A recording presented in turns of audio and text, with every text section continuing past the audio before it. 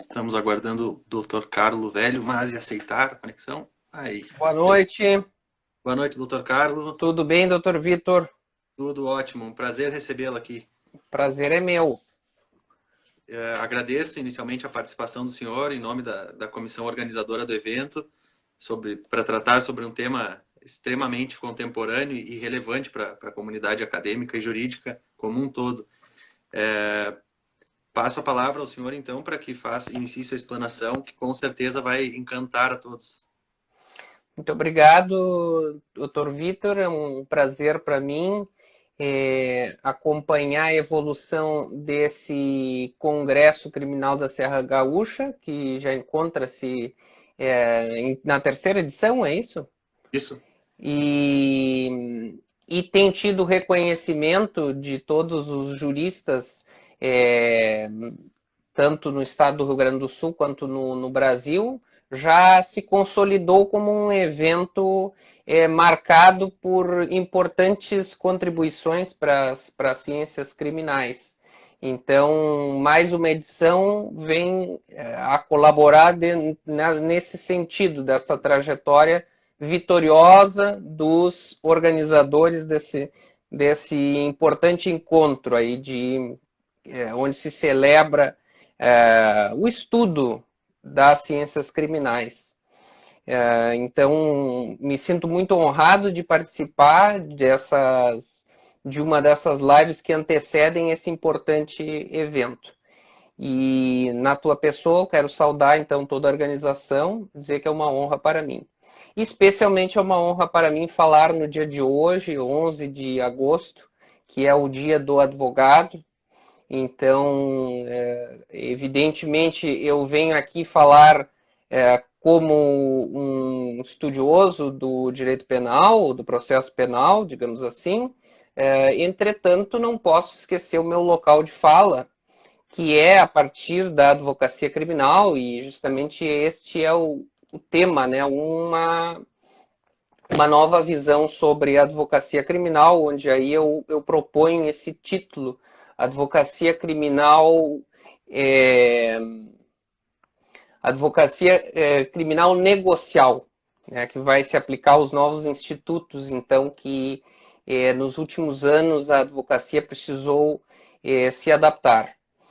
Mas, voltando a essa questão inicial da minha honra de poder falar no dia 11 de agosto, de destinar, então, um pequeno tempo a isso, porque o dia 11 de agosto, dia do advogado, é o dia da celebração do início do ensino das disciplinas jurídicas no Brasil, que lá em 1827, quando o imperador Dom Pedro I fundou as duas primeiras faculdades de Direito no Brasil, a Faculdade do Largo São Francisco, em São Paulo, e a Faculdade de Olinda, em Pernambuco, que posteriormente cuja sede foi alterada para Recife, em 1854, deu início, então,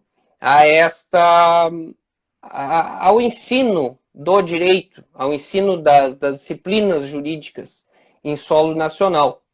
E até hoje, então, podemos comemorar esta data, que também coincide com o Dia do Estudante, o que, para nós advogados, não me parece que seja uma coincidência, porque todo é um estudante, um eterno estudante.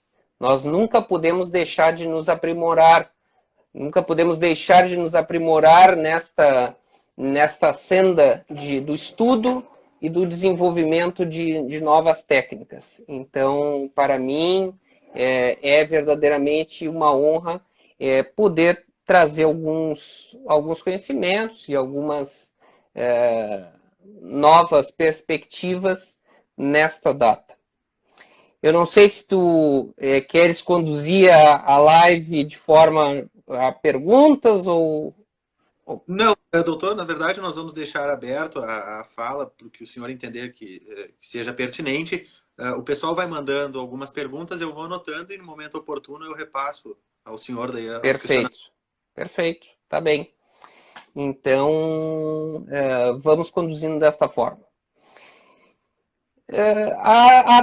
A propósito do título que eu propus para esta fala, Advocacia Criminal Negocial, se refere, em realidade, aos novos desafios que a nossa advocacia penal tem se deparado nos últimos anos com algumas reformas legislativas que impuseram ao advogado criminalista, o qual era acostumado a lidar com delitos do direito penal clássico e com técnicas processuais clássicas, que estão delimitadas por um Código de Processo Penal que é da década de 40, precisaram se adaptar aos novos tempos e às novas complexidades que as próprias relações sociais colocaram para a advocacia e para a criminalidade. Então, os delitos ficaram mais complexos na medida em que a sociedade estabeleceu relações mais complexas. E aí vem o fenômeno da expansão do direito penal, que é um fenômeno absolutamente inerente a esta disciplina. Ou seja, o direito penal estará sempre em expansão na medida que novas situações, novos bens jurídicos passam a ser relevantes de serem tutelados pelo Estado, pelo seu viés mais interventivo, que é o direito penal. Onde houver necessidade de uma intervenção extrema do Estado, com a imposição de uma pena, lá estará o direito penal cumprindo uma função importante. E, paralelo a isso, nós temos a evolução do processo penal, que traz novas técnicas de investigação. E dentro delas está a possibilidade da ampliação dos espaços de consenso no processo. E isso é tratado no âmbito da justiça penal negociada ou justiça colaborativa, onde então privilegia-se aí uma autonomia da vontade das partes, ao passo que historicamente o processo penal sempre foi um processo que diz respeito ao direito público, então ele tem uma possibilidade de manifestação muito reduzida das partes, ou seja, todo o regramento do processo penal ele é delimitado pela lei. E com a ampliação destes espaços, efetivamente passou-se a possibilitar, então, algumas situações novas que estão além das previsões legais. O Estado entendeu que deveria regrar estas novas modalidades de acordos e estabeleceu alguns limites, dentro dos quais, então, nós temos que nos adaptar para poder efetivamente representar bem os interesses dos nossos constituintes. Os espaços de acordo, eles também foram utilizados na persecução penal para fins de obtenção de provas. Então, especialmente quando se trata da colaboração premiada, nós temos aí todo um novo regramento que coloca este instituto, que não é um instituto novo no nosso processo penal, como um meio de obtenção de prova. E dentro disso, as autoridades persecutórias poderão se valer desse instituto para fins de angariar provas, né, ou angariar elementos que levem à produção de provas efetivas, que podem, corroboradas com outras, levar, então, a condenações e a obtenção do desvendamento de determinados delitos. Num primeiro momento, no processo penal brasileiro, Hoje fala-se em três diferentes fases das hipóteses de acordo no processo penal, dos espaços de justiça negociada.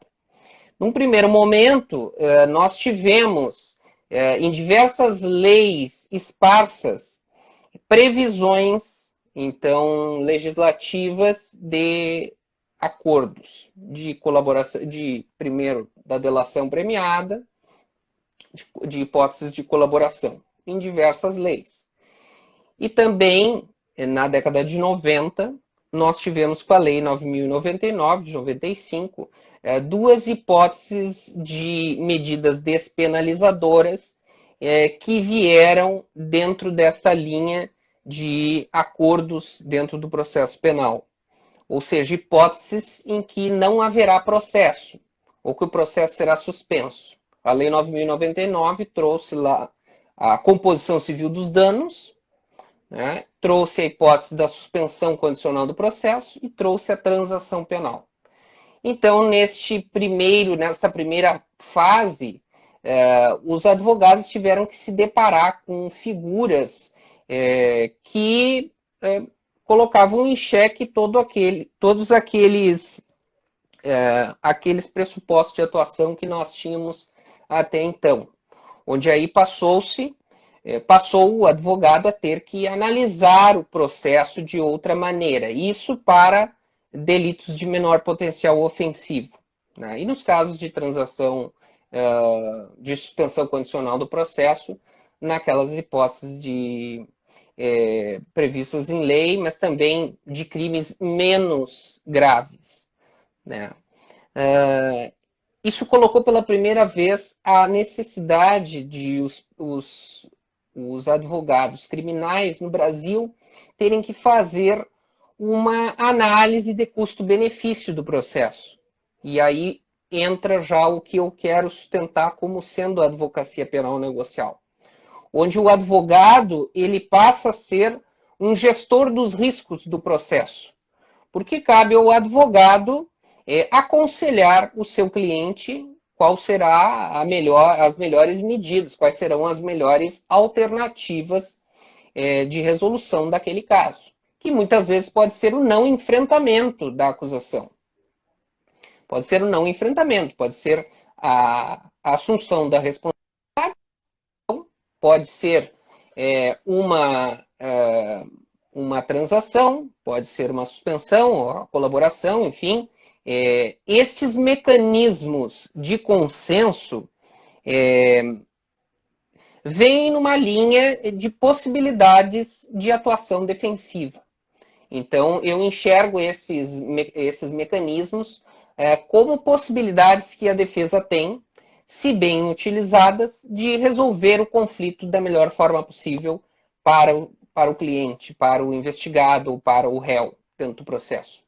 Então, os advogados hoje, embora tenha sofrido muita controvérsia e vários desses institutos, quando inicialmente foram introduzidos, sofreram diversas críticas por parte da advocacia, especialmente.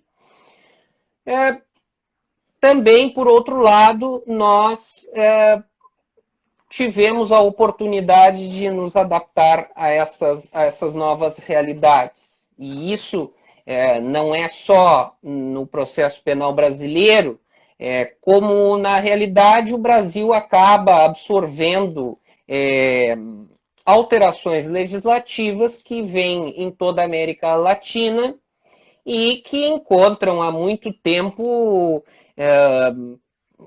paralelos na Europa continental e mesmo nos Estados Unidos. Quando nós falamos no sistema norte-americano, aí nós vamos ver que a grande maioria dos processos, aliás, dos casos penais, nunca viram processo, nunca chegam efetivamente a ir a julgamento pelas cortes. Há um dado de algumas pesquisas que diz que chega a mais de 90%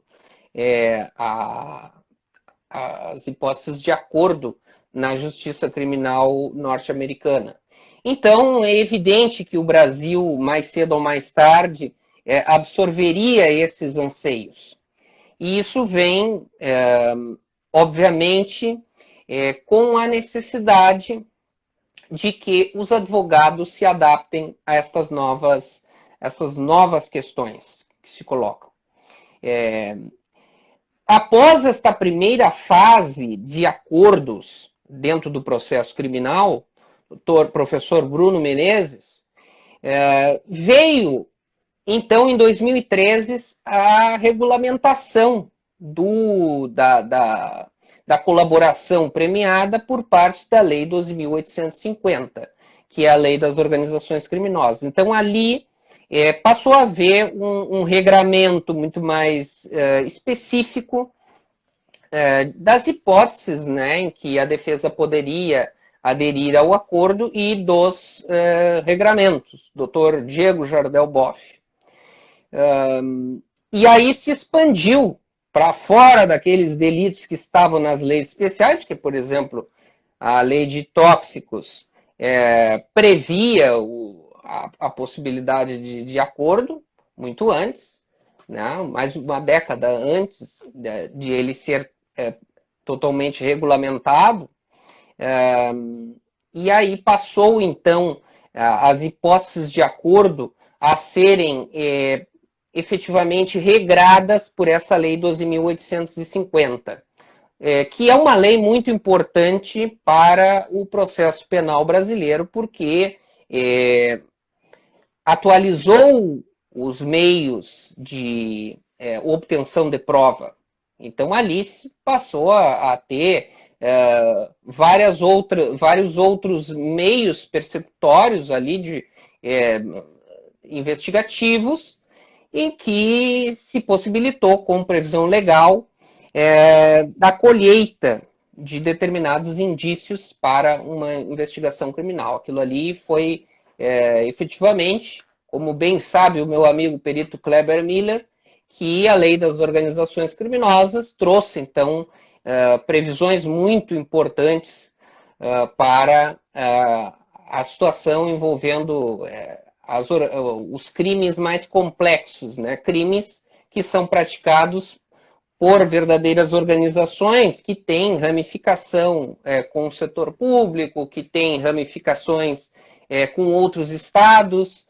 Então, existe uma complexidade nas investigações que envolvem esse aparato de criminalidade, que é uma criminalidade que foi se tornando cada vez mais difícil de ser combatida, né? De ser investigada também. E ali os advogados precisaram tomar conhecimento dessa legislação para poder fazer as defesas e para poder orientar bem os seus clientes. Então, a Operação Lava Jato foi, de fato, um marco não só no enfrentamento da criminalidade organizada, como também nos regramentos de acordos colaborativos dentro do processo penal. E é por isso que eu sempre digo que, a partir destes precedentes,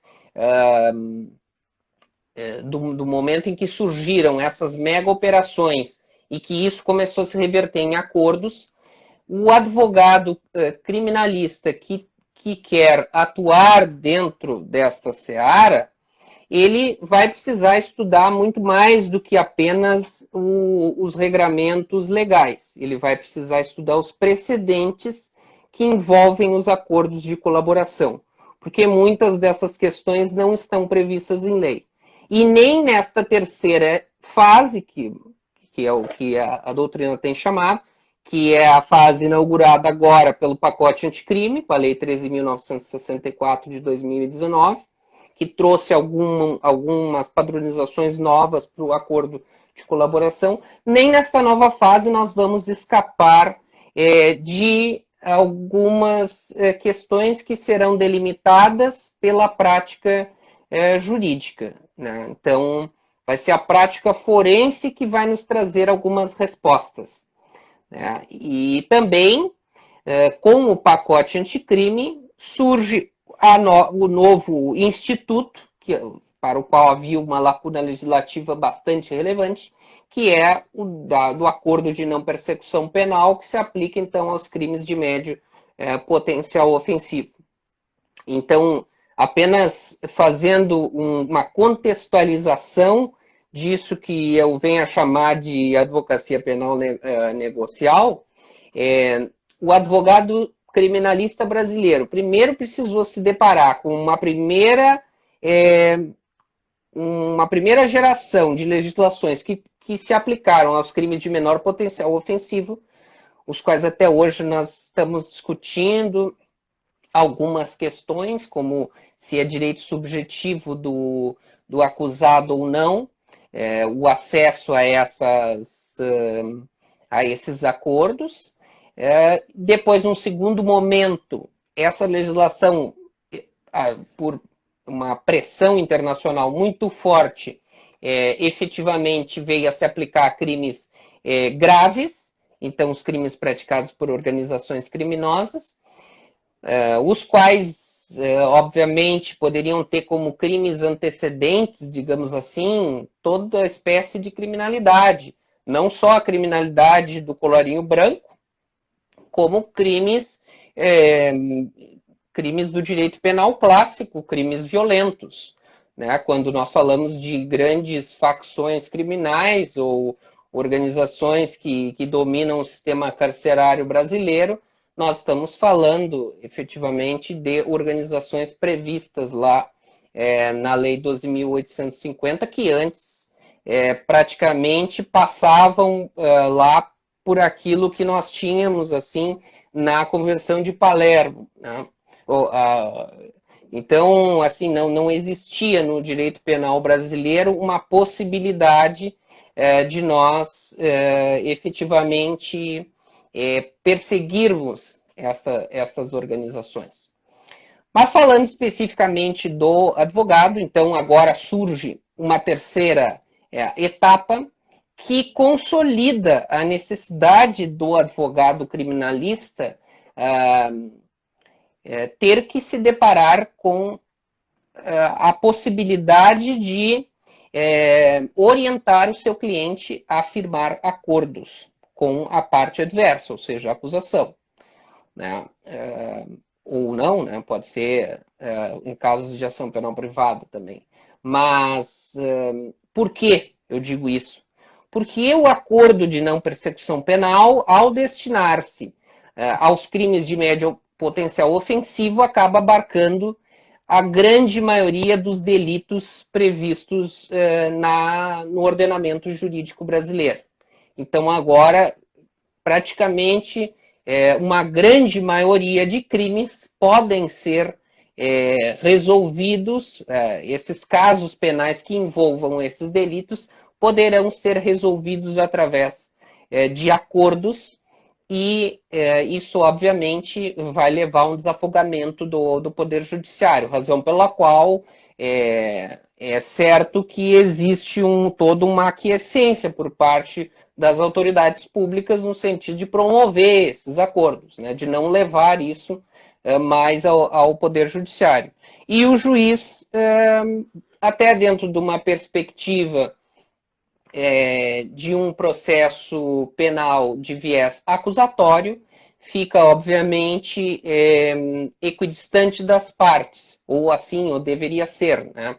Ele vai meramente homologar esses acordos firmados fora do processo e fora do controle efetivo judicial.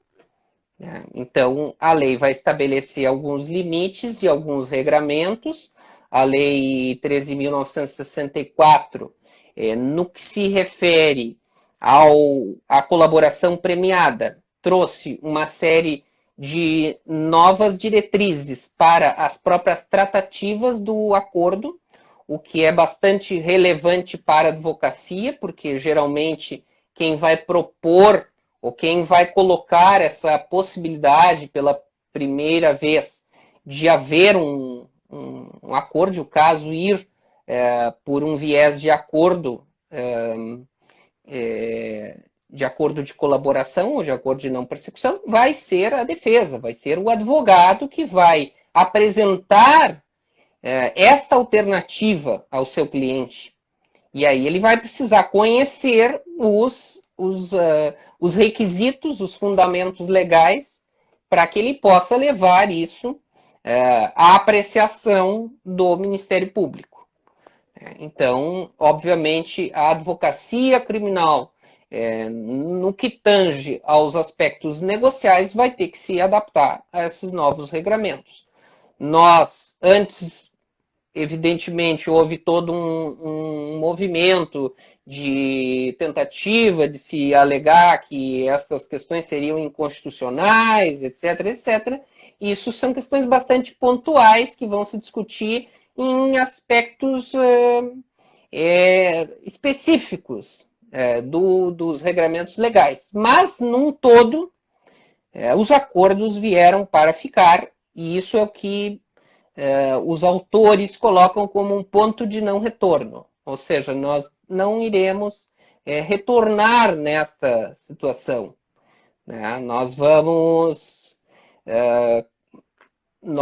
ter que nos adaptar às novas possibilidades e colocar isso aos nossos clientes de forma que aquilo possa resolver o seu problema. Porque hoje as pessoas, nesta sociedade do imediatismo, querem efetivamente resolver o seu caso da forma mais rápida e ágil possível. Então, obviamente, o acordo de não persecução penal e a colaboração premiada, elas passam a ser vistas com esta ótica, com a ótica da resolução eficiente do caso. O que nós precisamos é resolver o caso para os nossos constituintes. Então, o que o advogado precisa? Ele precisa conhecer muito bem a legislação, conhecer muito bem os regramentos, conhecer as resoluções que estão sendo adotadas pelos órgãos acusatórios, pelo órgão acusatório, enfim, e pelos ministérios públicos, né? E precisa conhecer muito bem os precedentes que envolvem esta matéria. Porque, efetivamente, nós também precisaremos saber até onde, de forma estratégica, poderemos ou não atuar. Há determinados pontos, por exemplo, a questão de homologação judicial, que não está vedada, por hipótese legal, que o advogado possa vir a discutir em juízo. E também nós temos que pensar, ainda também dentro desta ótica, e não só sobre a ótica do advogado que vai aconselhar o seu cliente a firmar um acordo, mas também daquele advogado que vai defender um delatado, ele precisa entender e saber onde e que aspectos ele poderá efetivamente atacar dentro de uma ótica aí já.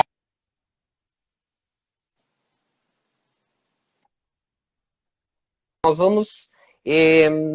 A advocacia penal terá que passar por terá que se colocar de duas formas.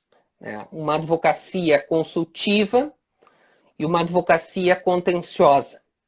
E o advogado criminalista ele vai ter que, de alguma forma, dominar as duas áreas. Por quê?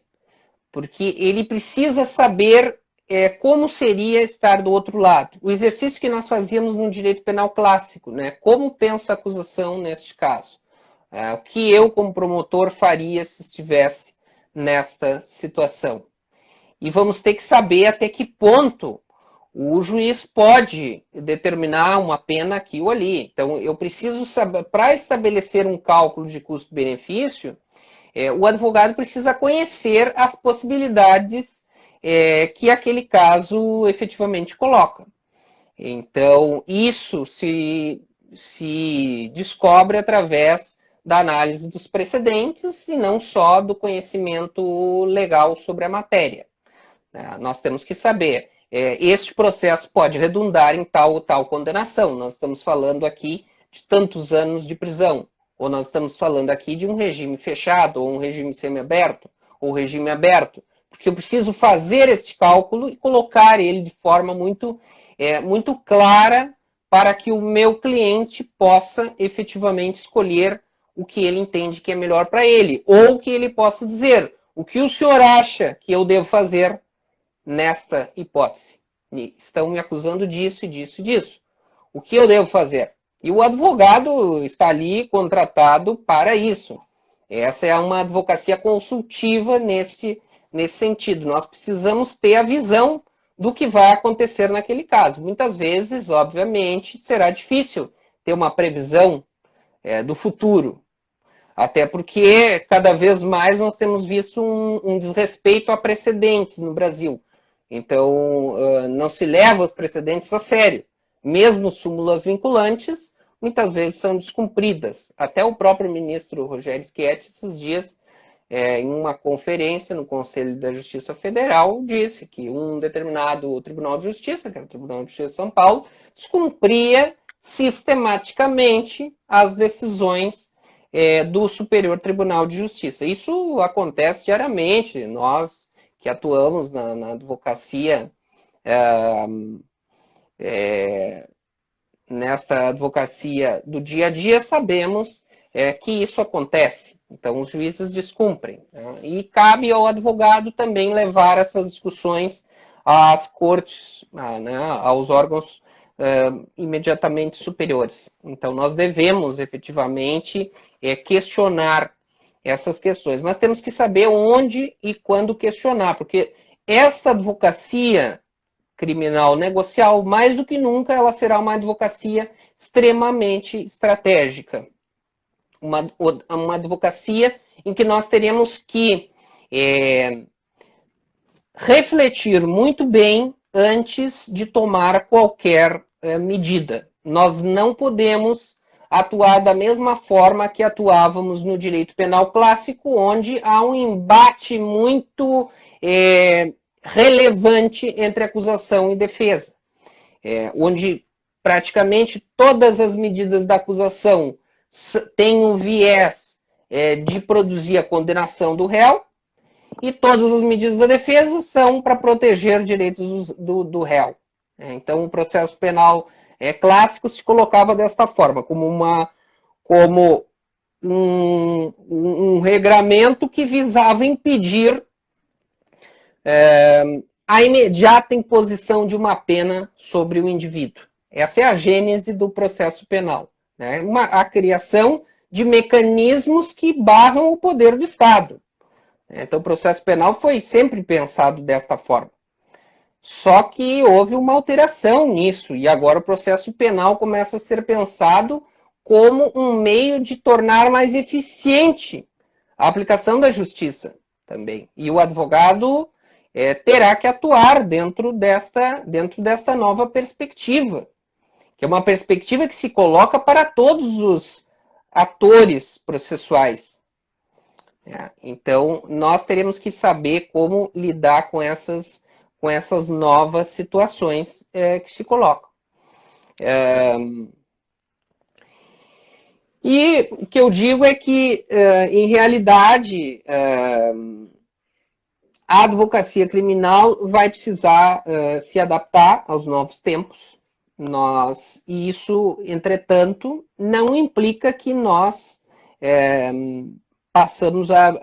que nós deixemos de lado algumas garantias fundamentais que estão estabelecidas na Constituição Federal e nos tratados internacionais de direitos humanos. Esta nova, até velocidade que se coloca ao processo penal com a entrada da negociação e da prevalência da autonomia de vontades das partes, ela não necessariamente entra em conflito com estas garantias. Me parece que o advogado criminalista ainda terá este papel de, reservar as garantias fundamentais do indivíduo, porque o indivíduo continua sendo hipossuficiente em relação ao Estado. O Estado sempre terá uma capacidade muito superior de tratar as questões penais, né? De se colocar frente ao indivíduo com uma possibilidade de investigação que a defesa não tem contrapartida, embora nós tenhamos agora uma resolução da Ordem dos Advogados do Brasil permitindo a investigação defensiva, ainda não temos uma efetividade de conseguirmos nos igualar aos órgãos persecutórios, tanto a polícia quanto ao Ministério Público, em termos de investigação. Porque a investigação privada é uma coisa, a investigação pública ela tem todo um aparato por trás dela. Né? Mas isso estamos evoluindo nesse sentido, porque para que nós falemos em autonomia de vontade das partes e que isso seja efetivo e que sejam respeitadas as garantias fundamentais do indivíduo, é preciso que ambas as partes tenham paridade, que é o que efetivamente não existe. E aí vem, é claro, a minha crítica enquanto defensor e enquanto estudioso das ciências criminais. Nós também não podemos falar numa igualdade de condições de negociação hoje em dia, porque tanto o Ministério Público não tem o dever de disclosure, né, o dever de apresentar todas as provas que possui, como ocorre no paralelo nos Estados Unidos, nas hipóteses do plea bargain que eles têm. Hoje o Ministério Público pode eventualmente ocultar provas da defesa que não lhe sejam interessantes, e a defesa não tem as mesmas condições de angariar aquelas mesmas provas em prol do acusado, do investigado. Então, nós não conseguimos produzir a prova da inocência. Nós acabamos tendo que nos valer do antigo brocardo latino, né, do indubio pro réu. O indubio pro réu, ele é um princípio que, de alguma forma, está morrendo dentro do processo penal. Por vezes até pelos julgadores, né? Com certeza, porque é um critério que está ficando superado pela possibilidade, por esse engrandecimento das atribuições que as partes têm. Cabe à defesa agora provar a inocência do réu. Isso tem se consolidado, sobretudo, nesse direito penal secundário, nos crimes econômicos, etc., onde a possibilidade de responsabilização por culpa, com certeza, acaba, de forma bastante direta, invertendo o ônus da prova e colocando sobre a defesa a necessidade de uma prova que nós sabemos que não conseguiremos fazer, né? Não conseguiremos produzir. Então, isso aí realmente coloca uma disparidade entre os agentes que atuam dentro do processo. E sob essa ótica é que a advocacia penal negocial ela não vai deixar de ser uma advocacia combativa. Uma advocacia onde nós vamos ter que, de fato, lidar com as regras do jogo e lutar para que elas sejam válidas, né? E elas não estão previstas somente nestas leis especiais ou no Código de Processo Penal. Nós vamos ter que buscar também no viés convencional, né? Nós vamos ter que ir para as convenções das quais o Brasil é signatário, para buscar determinados direitos que o nosso legislador, de forma omissa, não regulamentou não regulamentou corretamente, né? Ou seja, que nem A Constituição é aquela que nos foi prometida em 1988, que era uma Constituição extremamente moderna e continua sendo. Na prática, acaba sendo afastada em muitos pontos, até porque a legislação processual penal brasileira ela enfrenta esta onda do punitivismo e a onda da eficientização do processo penal. Então, é evidente que nós, advogados, vamos ter que lutar contra determinados atropelamentos, né, que ocorrem dos direitos fundamentais do acusado, mas, por uma outra ótica, também nós teremos que pensar o que é melhor para ele. Né? O que é melhor para ele. Às vezes é melhor para ele abrir mão de um determinado direito para conseguir uma resolução mais célere para o seu caso. Então, a advocacia ela deixou de ser apenas a defesa dos direitos fundamentais do cliente, e sim passou a ser a defesa do melhor interesse do cliente para aquele caso, né? Da melhor forma de resolver aquele conflito que se estabelece. E nós vamos ter que ter também um olhar para os efeitos extrapenais das condenações, os efeitos extrapenais da assunção de responsabilidade de uma confissão, né, no acordo de não persecução penal, por exemplo. Então, o advogado criminalista, ele deixou de operar dentro daquele mundo muito restrito que se operava antigamente, que era um mundo em que se batalhava com os direitos fundamentais, que eram aqueles esculpidos lá no artigo 5º da Constituição Federal, e se a acusação não produzisse a prova cabal da culpa, da responsabilidade do investigado, do suspeito, enfim, do acusado, o réu era absolvido. Isso não existe mais. Essa perspectiva se alterou, porque os crimes se alteraram, a legislação se alterou e a própria mentalidade, não só do acusador, como do julgador, foi alterada. Então, estrategicamente, nós também precisamos nos adaptar a esses novos tempos. Eu acho que eu fico aberto a dúvidas aí, senão eu vou falando e eu acho que é bom responder também. É bom ouvir. Vamos ver o que eu... Com relação aos espaços negociais, eu acredito que a tendência é que cada vez se ampliem mais, né? Nós já tivemos, como o senhor muito bem tratou, a transação penal. Bom, o advento da Lei 9.099 em 1995 já foi um marco histórico que até hoje vem sendo aplicado da melhor forma, acredito, pelos tribunais, né, pelos julgadores. E, em decorrência disso, o senhor até tocou agora no ponto da confissão. A doutora Aline Zimmermann fez uma pergunta e gostaria de saber a sua opinião como advogado criminalista com relação à obrigatoriedade da confissão nos acordos de não persecução penal. Esse vai ser um ponto polêmico, né?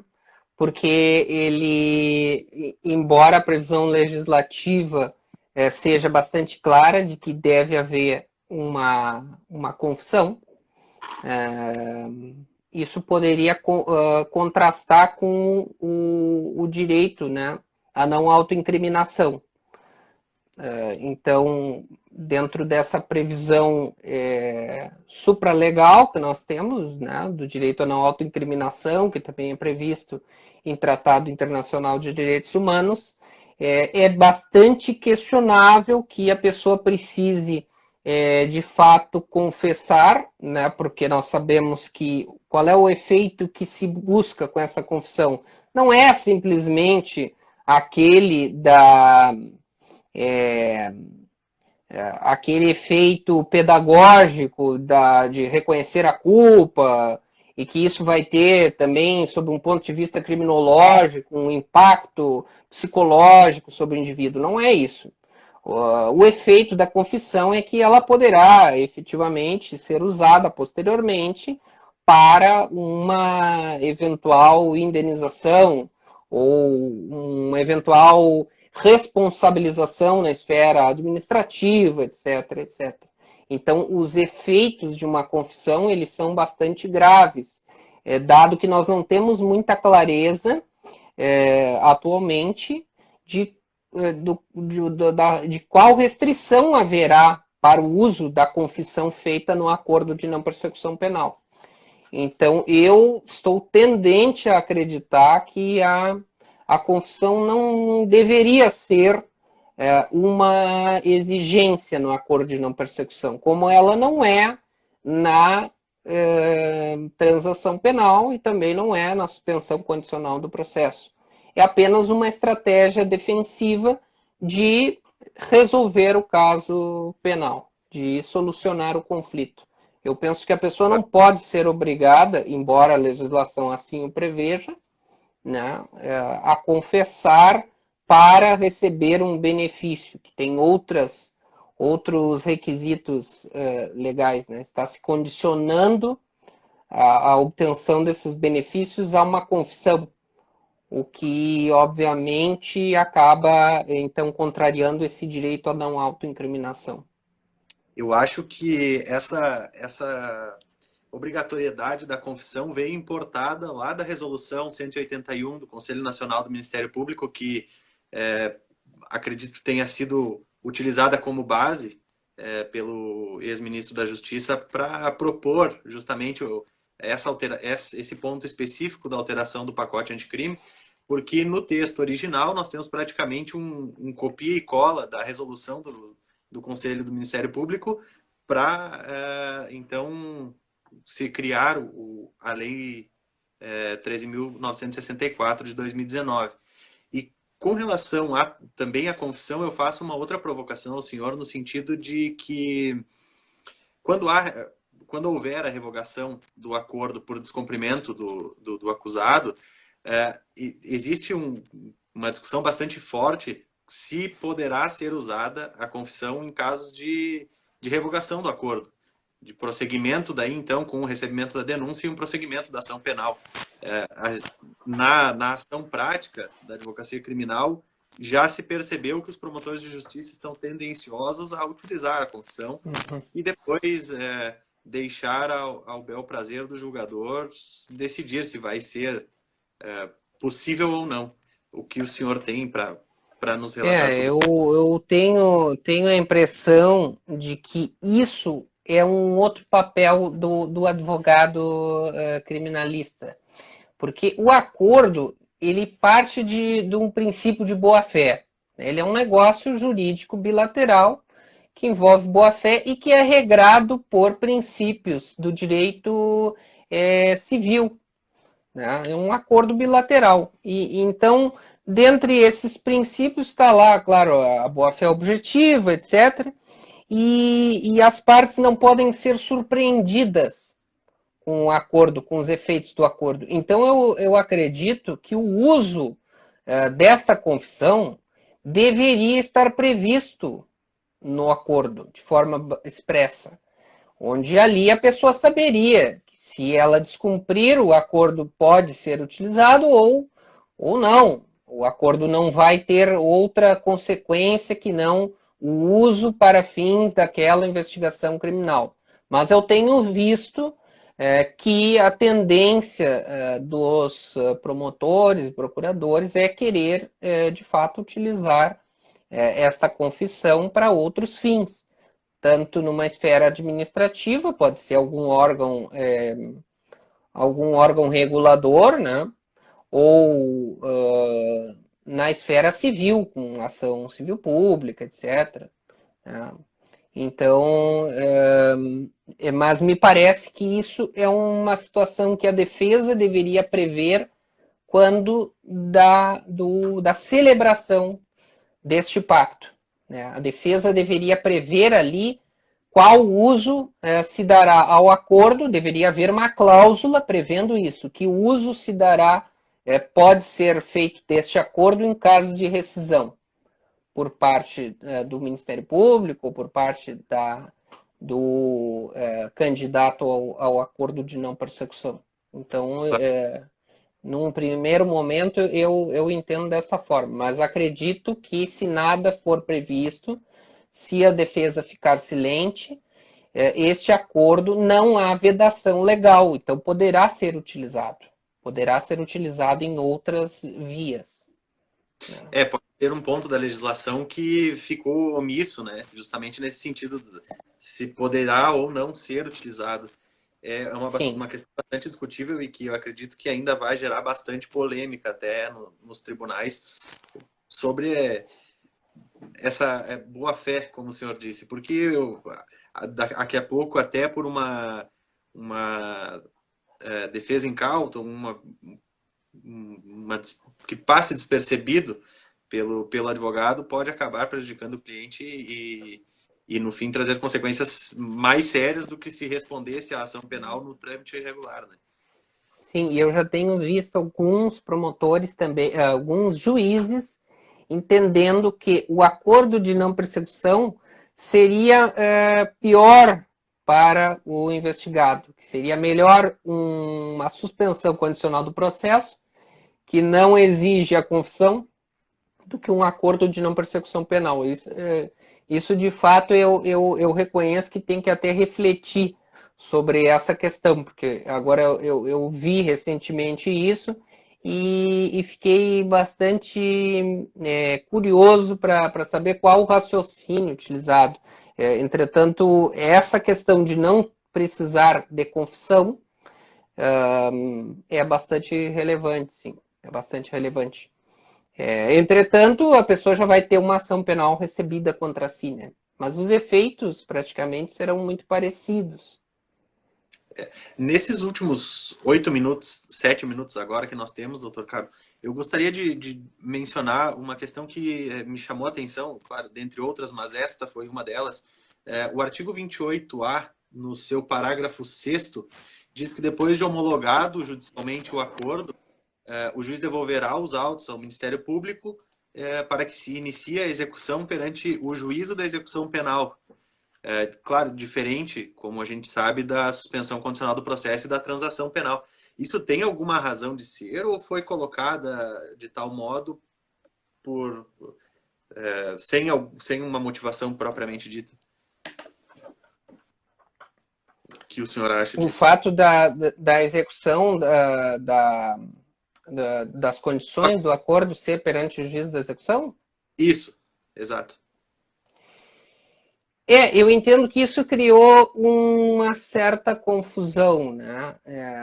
Porque assim tentou se afastar do mesmo juízo que iria fazer a análise do acordo, né? Até para talvez criar uma maior imparcialidade ou algo nesse sentido, assim. Porque nós estamos tratando aqui, não podemos esquecer que o acordo de não persecução penal ele vai ser celebrado perante o juiz de garantias. Né? Então, essa é uma situação bastante relevante, porque não vai ser o mesmo juiz que iria depois, claro, agora não, né? Mas enfim, no momento em que vier a se efetivar o juiz de garantias. Né? Quando se coloca perante o juiz da execução o cumprimento do acordo, me parece que se faz aqui uma distinção entre as atribuições. Né? Não vejo assim um maior problema no fato de haver essa distinção. Né? O juiz da execução ele está mais afeito ao controle das penas restritivas de direitos, porque na verdade não deixa de ser uma pena restritiva de direitos imposta sumariamente, embora, claro, não se possa falar aqui em pena, né? Mas em medidas, né, que são aplicadas ali, porque não há processo, não há pena. Né? Mas isso ficaria perante o juiz da execução. Agora, o problema que vai se colocar ali vai ser no momento em que houver um descumprimento dessas medidas, onde aí se coloca o problema de quem será o juiz que irá avaliar a eventual rescisão deste acordo de não persecução penal. Esse é o problema entre haver um cumprimento em juiz distinto do juiz que homologou o acordo, porque aí nós não sabemos mais quem será o competente, né, quem terá a jurisdição para avaliar a validade ou não, enfim, da continuidade do acordo. Né? Então, esse aqui me parece que vai ser a maior problemática envolvendo execução e juízo de garantias para fins de acordo de não persecução penal. Agora, o juiz da execução ele está mais afeito ao controle dessas prestações que não envolvem privação de liberdade. Né? Perfeito. Doutor Carlos, nós temos mais 4 minutos só. Infelizmente, eu queria então agradecer a sua participação, agradecer o nosso convite, a sua aceitação ao nosso convite, que de pronto aceitou e sugeriu um excelente tema, que inclusive queria parabenizá-lo também pela escolha do tema, porque até agora eu vi muito tratar do acordo de não persecução penal de um panorama geral, mas de forma direcionada à advocacia criminal, eu deixo meus parabéns porque foi uma excelente explanação, um excelente tema, e peço ao pessoal que siga a página do Congresso, agradeço a participação de todos, agradeço a participação do Dr. Carlos, em nome da comissão organizadora do evento. Semana que vem será divulgada a nossa próxima live, com um excelente criminalista, vamos divulgar no decorrer da semana. E aproveito também a oportunidade para dizer que o nosso congresso, esse ano, em razão do distanciamento social e das medidas que tiveram que ser adotadas em detrimento da pandemia, vai ocorrer de forma online e teve uma alteração também nos dias em que o congresso acontecerá. Tá? Será na última semana de outubro, posteriormente nós divulgaremos a data corretamente. E então é isso. Doutor Carlos, muito obrigado. Muito obrigado. Muito obrigado. Muito obrigado, doutor Vitor, pelo convite. Um prazer para mim ocupar esse espaço.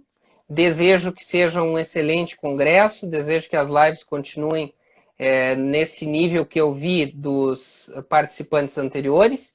E por mensagem final, acerca do meu tema, eu queria dizer apenas que nós, advogados criminalistas, sempre fomos negociadores, somos negociadores por natureza. Então, é evidente que vamos ter que dominar outras técnicas de negociação que estão fora da advocacia criminal clássica. Mas isso é uma imposição dos novos tempos. Temos que dialogar com outras áreas da advocacia e outras áreas do direito. Isso cada vez mais é imprescindível à advocacia criminal negocial que se estabelece na atualidade. Então, eram essas as mensagens que eu queria trazer. Muito obrigado novamente pelo convite e desejo sucesso à organização. Eu é que agradeço, doutor Carlos. Obrigado pelo convite. Até mais. Uma boa noite e um grande abraço a todos. Abraço.